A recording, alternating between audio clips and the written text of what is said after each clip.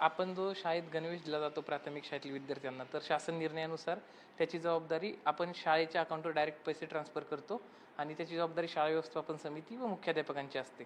तर आम्ही काही रँडम सॅम्पल्स चेक केले, तर त्याच्या शासन निर्णयानुसार 80% पॉलिस्टर 20% कॉटन असणं अनिवार्य आहे.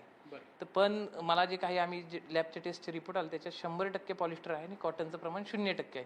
तर अशा शाळांना आम्ही आता अच्छा इकडे बघू. अशा शाळांना आम्ही आता कारणे दाखवा नोटीस केलेली आहे आणि त्यांचा रिप्लाय आल्यानंतर आम्ही त्यांच्यावर कायदेशीर कारवाई करू. बरं सर, पण असं का केलं असं म्हणजे संशय काय आहे?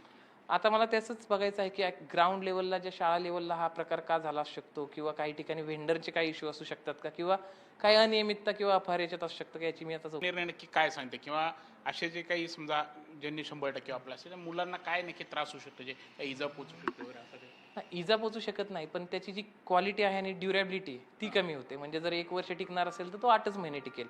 तर त्याच्यामुळे शासन निर्णयात असलेलं आहे की 70-30 किंवा 80-20, फार फार तर 80% पॉलिस्टर तर 20% केली जाते शाळांची. आतापर्यंत 16 शाळांचे माझ्याकडे रिपोर्ट आलेले आहेत आणि इतरही सर्व शाळांची आम्ही आता पूर्ण चौकशी करून